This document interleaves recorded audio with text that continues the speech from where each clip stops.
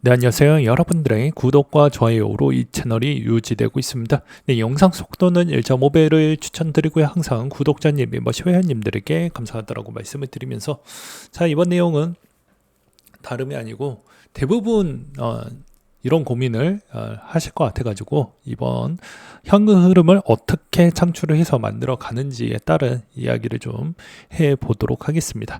자, 보게 되면 대부분 알트코인 비중이 워낙 높잖아요. 대한민국 사람들이. 그런 이유는 대부분 10배 정도 좀 튀겨보자라는 추이로 이제 가져가게 되는데, 통상 알트코인의 평균 추이는 어떠냐면 변동성이 점점 줄고 있습니다. 그러면 당연히 여기에서 여러분들이 만약에 혹시나 단 한 번이라도 최고점 구간에서 거의 사게 되면 어떻게 되냐면 당연히 그만큼에 따른 영향성으로 이 현금 흐름이 어느 정도 나와야 좀 물을 타든지 그렇게 좀 갈 수가 있는데, 대부분 현금 흐름이 잘 나오지 않습니다. 네, 현금 흐름에 따른 분류를 체계를 좀 본다라고 하면 어떻게 되어져 있습니까? 통상 자기에 있는 근로소득으로 어느 정도 커버하려고 하든지, 아니면 두 번째로는 이제 부업을 통해 가지고 알바나 이런 부분을 좀 어떻게 해서든 짜내 가지고 돌리든지, 아니면 추가적인 금융소득을 만들어내가 하는데, 3번은 대부분 여기에 해당 사항이 거의 안 된다라고 보실 수가 있을 것 같습니다. 그래서 좀 더 현명한 부분에 따른 현금 흐름 창출을 어떻게 만들어 가지고 코인의 재투자 형태를 만들어 가는 방법을 이번에 좀 알려드리려고 합니다. 그럼 여기에서 여러분들이 이제 현금 창출을 할 때 대부분 코인에서 창출하는 방식이 있고요. 그 다음에 그 외에 있는 이제 금융상품으로 가서 창출을 하는 방식이 있는데, 저는 코인에서 코인으로 어떻게 보면 수익 창출을 해가지고 이거 갖다가 재투자하는 형태를 별로 추천하지 않습니다. 왜 그러냐? 어차피 이런 이야기 있지 않습니까? 바구니를 한 바구니 안에 담지 말아라. 그걸 이제 지난 7, 8년 동안 아마 여러분들은 경험을 하셨을 거라고 보여집니다. 왜냐하면 이제 어떤 알트코인 부분을 디파이를 했는데 오히려 이게 좀 올라가다가 내려가게 되면 개수 늘리기는 좋지만, 여러분들이 다른 코인 부분이 먼저 막 슈퍼 슈팅하는 모습을 좀 보게 되면 다른 코인에 있는 포트폴리오도 좀 가져가고 싶은데 이게 되지가 않아요. 이게 되지가 않습니다. 애초에 그냥 내가 하고자 하는 이 코인에 한해서 특정 코인에 하나만 모아가고 싶다고 하면 그냥 디파이 활동 하셔도 상관이 없습니다. 그쵸? 그리고 그 디파이 활동을 통해 가지고 얻는 이익도 물론 여러분들이 견딜 수 있을 만한 정도에 따른 보상이 나와주지 않기 때문에, 제가 이제 추천하고 싶은 추이는 오히려 같은 포트폴리오로 하면 같이 녹아버리는 현상으로 심리적으로도 이게 커버가 안 되니까, 웬만하면은 이제 겹치지 않는 자산에서 인컴을 좀 조달을 하고, 그 인컴을 조달을 했던 거 갖다가 알트코인 쪽으로 좀 가자라는 추이로 설명을 드리고 싶습니다. 대부분 이제 이런 이야기를 하면 오해를 좀 많이 갖게 되는데요. 야, 코인이면 코인에서 해야지 라고 이야기하시는 분들이 계십니다. 근데 저는 이건 반대합니다. 왜 그러냐면 코인에서 코인으로 해서 결과를 창출하시는 분들은 극히 소수이고요. 코인에서 코인 부분으로 만약에 가져간다고 하면 아까도 이야기를 했듯이 같은 섹터이다 보니까 같이 돈이 녹아버리는 기현상으로 인해서 무언가를 할 수 있을 만한 행동 제약이 너무 많이 걸려버리게 됩니다. 그렇기 때문에 실효성이 너무 많이 떨어지다 보니까 이런 이야기를 하는 것이고요. 이게 이제 불편하다라고 하시는 분들은 그냥 자기에 있는 컨셉과 자기에 있는 투자 아이디어를 그냥 그대로 가져가시면 됩니다. 근데 이게 제가 이제 설명하는 건 대부분 보편적이면서 대부분 하방을 어느 정도 지탱을 하면서 그 다음에 어느 정도는 내가 추가적인 수익을 더 극대화하는 전략을 쓰려고 하니까 이 이야기를 하는 것입니다. 그러면 이제 국내 거부터 일단 이야기를 드릴 건데요. 국내 부분에서는 이제 나스닥의 커버드 콜을 좀 섞는 겁니다. 이제 커버드 콜 부분에 대해서 이제 설명을 드리려고 하는데요. 이제 커버드 콜에 따른 인식이 별로 좋지가 않습니다. 그냥 어느 정도 올라가다가 이렇게 박스권으로 갇힌다. 왜냐면 옵션에 따른 이제 부분을 매도를 해가지고 어느 정도 이제 충당을 하겠다라는 것인데요. 이 어느 정도 충당을 하게 되면 계속 이렇게 가냐? 그렇진 않습니다. 이제 커버드코도 이제 1세대가 대부분 그런 형태로 끝났고요. 지금은 이제 3세대까지 나와주고 있는 실정입니다. 그렇기 때문에 현재로서는 어떻게 되냐면 대부분 커버드코를 100% 사용을 했었을 때는 이게 이제 이렇게 하고 이렇게 끝나가는데 실질적으로는 어떻게 이제 마무리가 되냐면요. 대부분 내려갈 때 어느 정도 방어되고 올라갈 때는 같이 추정을 해서 올라가는 형태가 나와주게 됩니다. 단 이제 기존에 있었던 기초자산의 기초자산 대비보다는 상대적으로 좀 덜 올라가는 형태가 나오게 되는 것이죠. 그러니까는 이 그림을 그대로 그려본다고 하면 마찬가지입니다. 이런 형태가 나올 거예요. 초록색으로 보게 되면 이게 A가 이렇게 꺾인 다음에 이렇게 올라가는 겁니다. 그리고 마찬가지로 한 번 더 또 꺾이고 이렇게 올라가는 겁니다. 그러니까 수익률이 조금씩 차이가 나는 형태로 흘러가긴 합니다. 이렇게 가는 것인데 어차피 결론은 여러분들은 이 수단을 쓰는 것뿐입니다. 코인을 매우 적립식으로 모아가기 위한 수단으로 가져가는 거예요. 그래서 엄밀히 따지면 이것도 손해보는 측면은 아니다 라고 볼 수 있고요. 그 다음에 더 쉽게 이야기를 하면 어차피 이 커버드콜 부분에 따른 추이를 어차피 코인으로 이전하는 단계 추이로의 비중으로 쓰신다라고 보셔도 됩니다.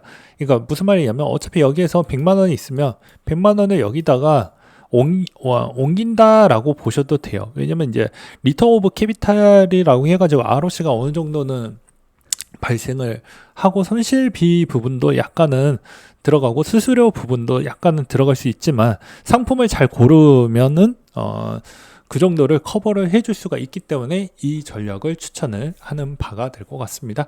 그러면 당연히 이제 이 중에서도 국내 ETF에서 가장 그나마 어느 정도 이자도 좀 괜찮게 주고 한다라고 하면 이제 미국 나스닥 타켓 데일리 커버드 콜이라고 해서 이제 옵션에 참여하는 그런 상품인데요. 이게 이제 미국 나스닥 100을 추정을 해서 이 상품이 파생 ETF가 만들어진 것입니다.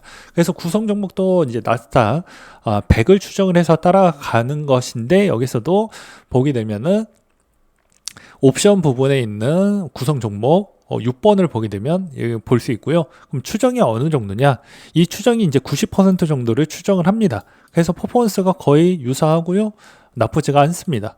그래서 거의 비슷하다라고 볼 수 있고요. 그러면 이제 손해율은 거의 안 난다라고 볼 수가 있겠죠. 그 다음에 이제 배당률 추이를 본다라고 해도 대부분 14% 정도씩을 만들어낼 수가 있기 때문에 여러분들의 코인을 모아갈 때 예를 들어서 1,000만 원을 투자를 했었을 때 대략 기본 못해도 150만 원 연간 나온다라고 볼 수 있습니다. 그럼 단순 계산시로 보면 월마다 못해도 10만 원 이상씩은 나온다라고 볼 수가 있게 되는 것이겠죠. 그러면 그 돈 가윤 장사 가지고 계속 소액이라도 계속 투자를 할 수가 있게 되는 것입니다. 그 다음으로 이제 추천을 해드릴 수 있는 게 QQQI가 있고요. 그 다음에 GPIQ가 있습니다. 이제 왜 나머지 것들은 이제 추천을 안 하는 이유가 1드맥스 상품권이 있고요. 그 다음에 여기서도 이제 조금 더 파생이 돼 있는 라운드 힐 것도 있습니다. 근데 이거는 여러분들이 분명히 다 실력이 다 제각각 다 다르고 대응하는 영역 좀 다르기 때문에 제일 못하는 사람 기준점으로 커버리지를 한다라는 전제 조건에서 이번 상품에서는 1드맥스 제외하고요. 라운드 힐 것도 제외해서 이야기를 하는 것입니다. 최대한 안정적으로 하면서 고수익을 낼 수 있는 전략으로 가는 거예요. 그러면 당연히 이 QQQI와 GPIQ가 있습니다. 그럼 대부분 이 QQQI가 대부분 14% 정도 부분을 만들어내고요. 그 다음에 GPIQ는 대부분 10% 정도를 커버를 한다라고 보시면 됩니다. 그러면 구성 종목은 얼추 이제 비슷하고요. 예, 비슷하죠. IT 종목이 53%니까 거의 비슷하죠. 그러면 이제 비중 추이를 보게 되면 거의 비슷한 성과를 볼 수는 있습니다. 그쵸? 그 대신 여기서도 이제 여러분들은 아셔야 되는 게 비슷하긴 하지만 여기서도 이제 파생 혼합 비중이 높아지다 보니까 여기서도 수수료 비중하고 그다음에 상품의 수합 비중이 높아지다 보니까 여러분들이 보이지 않는 비용 부분이 좀 많이 녹아져 있다. 그리고 QQI의 단점은 뭐가 있냐면 말 그대로 검증 부분이 한 포인트밖에 없었습니다.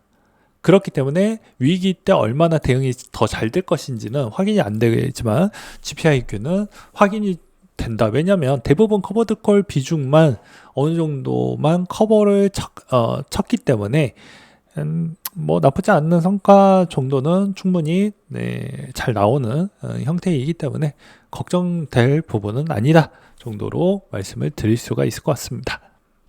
그럼 여기서 여러분들이 궁금한 사항이 딱 하나가 생길 겁니다. 커버드콜 비중이 어느 정도를 쓰게 되면 아무래도 QILD처럼 개박살이 날 것이냐를 아마 궁금해 하실 것 같은데요.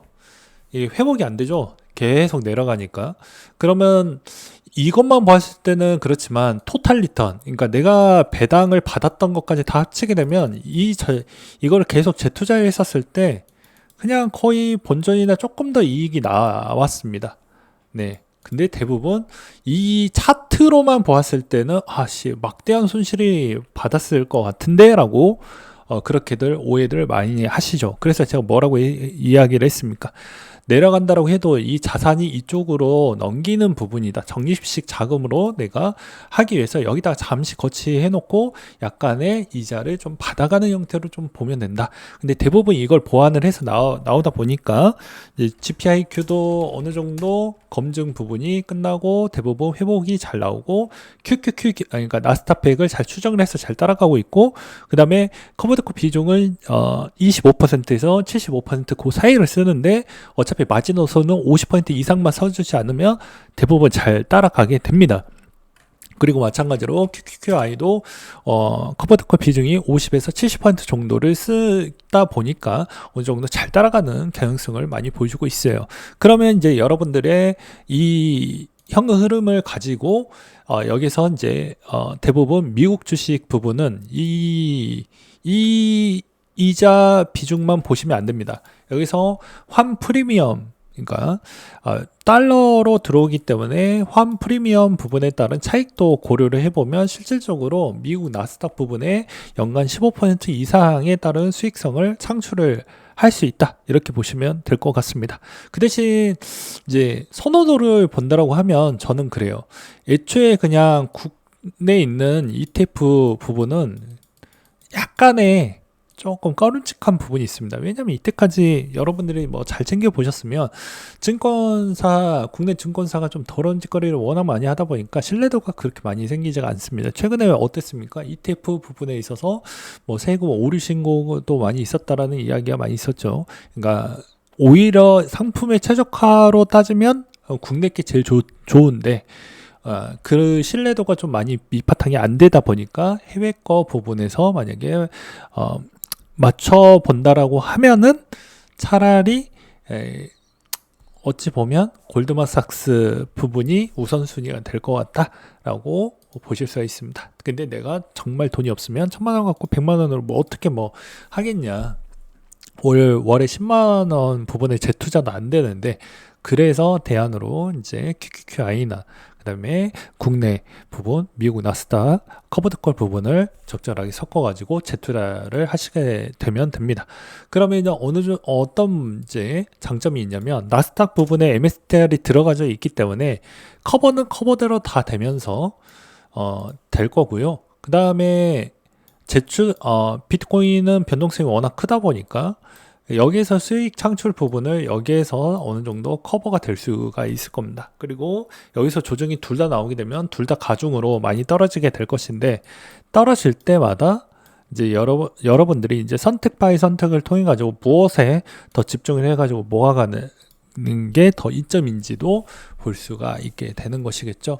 그래서 이제 대표적으로 보게 되면 왜 이 나스닥 기반으로만 돌리는 게 제가 추천을 하는 이유가, 내재 변동성이 커야 옵션 부분에 있는 수익비가 커집니다. 그러니까 운영 매니저가 자기의 있는 재량을 통해 가지고 최대한 여러분들에게 그 정도를 맞춰 주고자 수익비를 만들어내거든요. 영향으로.